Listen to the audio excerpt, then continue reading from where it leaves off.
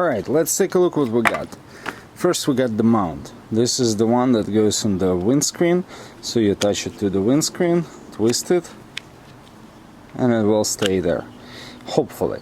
This is just a USB cable with some clips that you can attach to the plastic or windshield in order to keep your cable in place. If you'd like to lock the cable, for example the power cable or camera cable, you're just gonna use one of those. Very basic tool, but kinda helpful if you want to put the cable into the tight spots. That's the unit itself.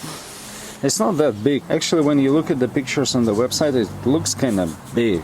Just to give you a reference, an idea, this is OnePlus N10 and this is the camera. So it's not that big. Here's an interesting part. Normally you wouldn't see both options. What I'm talking about, this is your regular 12-volt outlet power plug. This goes to the 12-volt, this goes to the dash cam, and that's gonna power the dash cam. And normally you wouldn't see this one because this is actually another plug that you can utilize. What's the difference? Well, pretty much simple. This is still goes to your camera, but on the other side you have 3 wires. So one is gonna be the ground, which is negative. The yellow one you connect to the battery positive terminal. So you just literally go and connect to your battery or any other 12-volt source in your car. And this is the ACC, which is a signal wire. How does it work? Pretty much simple. If your car outlet stays on all the time, you're gonna shut down the car and a couple of days later your battery is gonna be drained if your power plug doesn't shut off automatically. And I can even name you some cars where you can see stuff like that. For example, I know for a fact 2013 Ford C-Max does not turn the 12-volt outlets when you turn off the car. And actually a couple of times I left the car with the cell phone plug that had only one little blue light, and this blue light managed to drain the whole battery in 3 days. So this is just a second way how you can connect it if you want to do hard wiring, or if you have a easy access to your headlights, fog lamps, something like that, where you can just connect those wires and have this one as a signal wire, and for example your headlights will start working. You can connect this wire so the camera will know we got the power here, but this is your signal to start recording and shut off when you turn off the ignition. Look what's gonna happen next. Let's get it installed.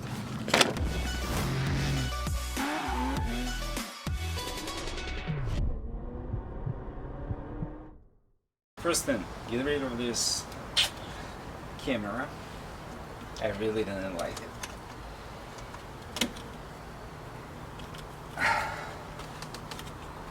This one is going to be sent back.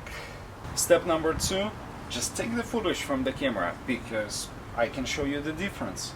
It will take a few days before it's going to be copied.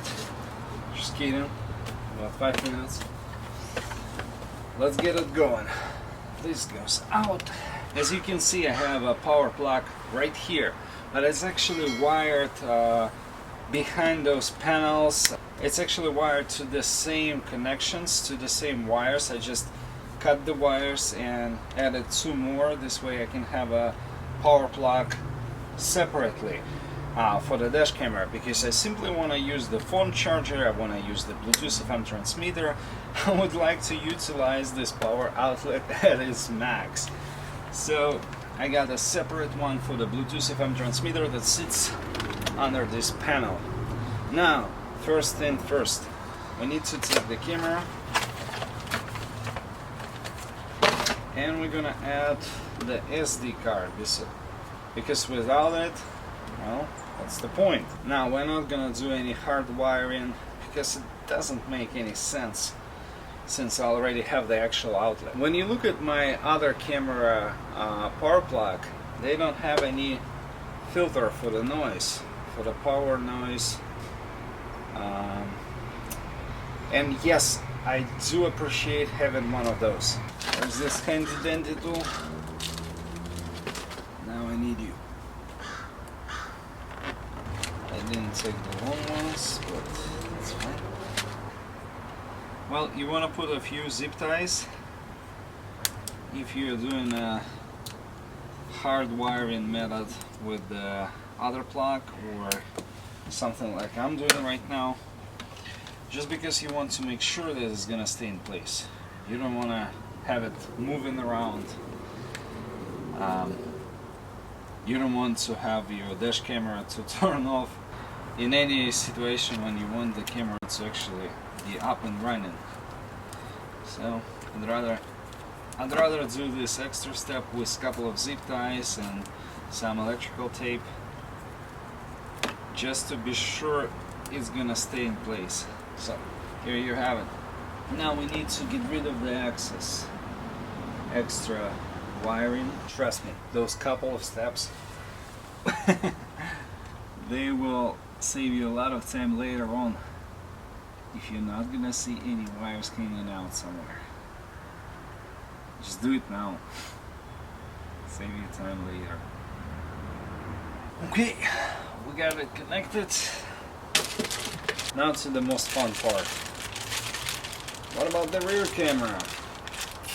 Well, I don't know myself. Let's see.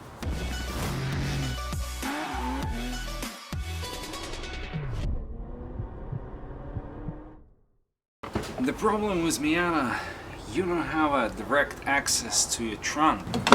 Here's what I'm thinking. Since I got all those plastic panels that I can easily lift right here.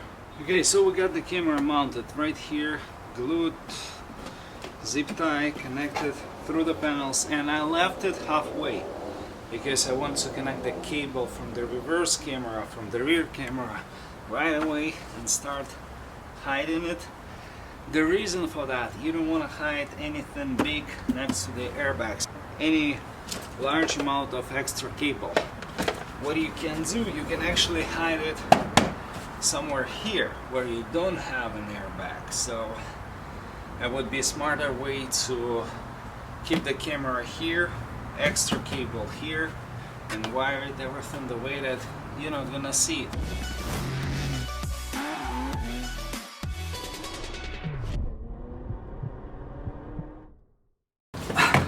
Looks like we're done here. Now we need to put everything back like this plastic panel.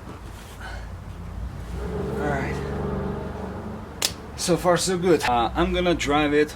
You're gonna see some footage during the day, during the night time.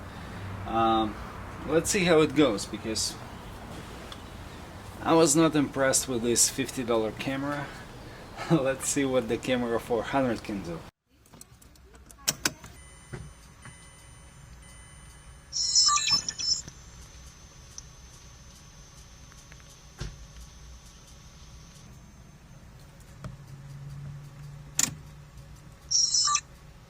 So now here's the conclusion. I like the camera. I definitely like the quality, especially when it comes to the nighttime, because if you take a look at the night footage, it's like, it's so good in comparison to all other cameras that you can buy for roughly the same $100. It's so good. I mean, I can't stress enough, because this is not my first dash camera. I've had about 10-15 different dash cameras, and this is by far the best quality when it comes to the nighttime. During the daytime, most of the cameras can do this job, and having 2.5K camera up front and 1080 on the back is obviously great. You saw the quality, you saw the video. I think this is a great option. If you enjoy watching our videos, please make sure to thumbs up, hit the subscribe button, ring the bell, and watch the newest videos every single week. We do cars, motorcycles, parts, I mean dash cameras, we do a lot of stuff. And if you enjoy our videos, please make sure to subscribe, leave your comment down below, and we'll see you next week.